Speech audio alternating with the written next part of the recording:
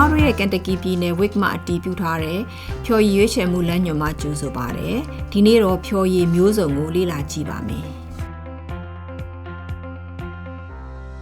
ပထမဦးစွာအေးခဲရတဲ့ 100% အသီးဖြော်ရည်အကြောင်းကိုလေ့လာကြရအောင်လိမ္မော်ရည်နဲ့စပစ်သီးဖြော်ရည်အတွက်အမီသည့်အမှတ်တစိတ်ကိုမစိုးဝယ်ယူနိုင်ပါတယ်ပန်းသီးဖြော်ရည်ဆိုရင်တော့စန်နီကာတစိတ်ကိုယူရမှာပါဒါအပြင်မြည်သီးဖြော်ရည်အရသာမစိုးအိုးအော်ကတ်တစိတ်ကိုယူလို့ရပါတယ်စစ်သစ်ဘူးနဲ့ပလတ်စတစ်ဘူး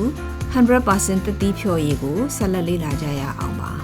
စပစ်သီးဖြော်ရည်နဲ့လိမ္မော်သီးဖြော်ရည်အတွက်မြည်သီးတစိတ်ကိုမစိုးယူနိုင်ပါတယ်ပန်းသီးဖြော်ရည်အတွက်စန်နီကာနဲ့မော်တစိတ်ကိုယူနိုင်ပါတယ်မြည်သီးဖြော်ရည်ရသာမစိုး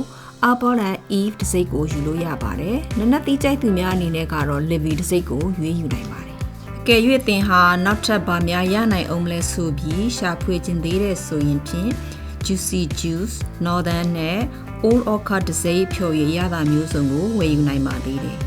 100% စပစ်သီးဖြော်ရည်အတွက်ဆိုရင်ဖြင့် Welch's ကိုရွေးချယ်ဝယ်ယူနိုင်ပါတယ်။ဟင်းသီးဟင်းရွက်ဖြော်ရည်ဆိုရင်ဖြင့် V8 နဲ့ V8 လို့ဆိုရင်ဟင်းသီးဟင်းရွက်ဖြော်ရည်များကိုရွေးချယ်ဝယ်ယူနိုင်တယ်လို့ Campbell တစိမ့်ဖြော်ရည်64အောင်စားသို့မဟုတ်ဆိုဒီယမ်ရှော့ထားတဲ့ခင်းချင်သီးဖြော်ရည်ကိုလည်းရွေးချယ်ဝယ်ယူနိုင်ပါတယ်။အရေးကြီးတဲ့ရှောင်ကျဉ်ရမယ့်အချက်ကလေးနည်းငယ်ရှိပါတယ်။46အောင်စားသို့မဟုတ်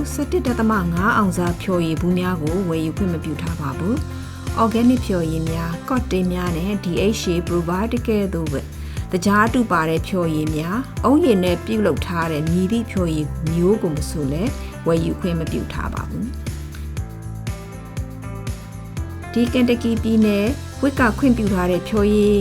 ရွေးချယ်ရေးလမ်းညွှန်ကိုကျွန်ုပ်တို့နဲ့တူကြည့်ရှုပေးတဲ့အတွက်အထူးပဲကျေးဇူးတင်ပါတယ်နောက်ထပ်အသင်းကျမရေးနဲ့ညီညွတ်သောလူနေမှုပုံစံခရီးလမ်းကိုအထောက်အကူပြုစေမည့်အကြံပြုလမ်းညွှန်ချက်များကိုစောင့်မျှော်ကြည့်ရှုပေးကြပါ